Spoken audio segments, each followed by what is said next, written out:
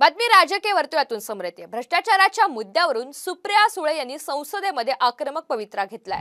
ज्या भाजपने राष्ट्रवादीला भ्रष्टाचारी म्हटलं त्यांनाच भाजपने आता सोबत घेतलंय। खाणार नाही आणि खाऊ देणार नाही अशी भूमिका घेणाऱ्या भाजपसोबत आता नेमके कोण आहेत असा सवाल सुद्धा सुप्रिया सुळे यांनी उपस्थित केलाय। कि income tax CBI ED naturally corrupt party original बड़ा क्लेम करते हैं उनकी है। तो ये बता दे कि इनकम टैक्स सीबीआई ईडी का क्या हुआ, डर्टी डजन का क्या हुआ? स्पीकर सर, मैंने पिछली बार बोलते हुए ये कहा कि ये मोदी जी की सरकार है और ये अपनों को भी नहीं छोड़ती। इसी सदन के सदस्य भारतीय जनता पार्टी के जीएम सिद्धेश्वर थे, उनके ऊपर इनकम टैक्स का रेड हुआ। 80 करोड़ रुपया जो है उससे भारत सरकार ने लिया। ये मोदी जी की सरकार है। यदि भारतीय जनता पार्टी के भी लोग चोरी करेंगे तो उनके ऊपर भी इनकम टैक्स होगा, ईडी होगा। और जो राहुल गांधी जी के ऊपर है वो चिदंबरम साहब का पीएमएलए एक्ट है, जिसके कारण उनके ऊपर जो है ईडी का केस चल रहा है। बातमी राजकीय वर्तुळातून समोर येते। भ्रष्टाचाराच्या मुद्द्यावरून सुप्रिया सुळे यांनी संसदेमध्ये आक्रमक पवित्रा घेतलाय। ज्या भाजपने राष्ट्रवादीला भ्रष्टाचारी म्हटलं त्यांनाच भाजपने आता सोबत घेतलंय।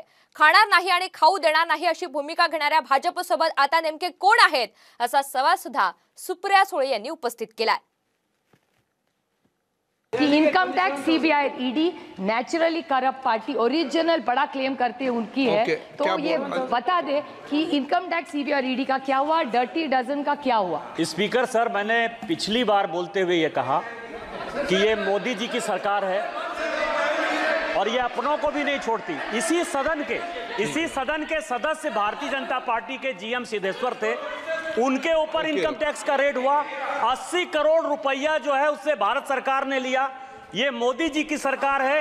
यदि भारतीय जनता पार्टी के भी लोग चोरी करेंगे तो उनके ऊपर भी इनकम टैक्स होगा, ईडी होगा। और जो राहुल गांधी जी के ऊपर है वो चिदंबरम साहब का पीएमएलए एक्ट है, जिसके कारण उनके ऊपर जो है ईडी का केस चल रहा है। महाराष्ट्रातील सर्व बातम्यांचे विश्वासार्ह व्यासपीठ, सकाळच्या सर्व सोशल मीडिया प्लॅटफॉर्मला लाईक, फॉलो आणि सबस्क्राईब करा। तसंच सर्व नोटिफिकेशनसाठी बेल आयकॉन प्रेस करायला विसरू नका।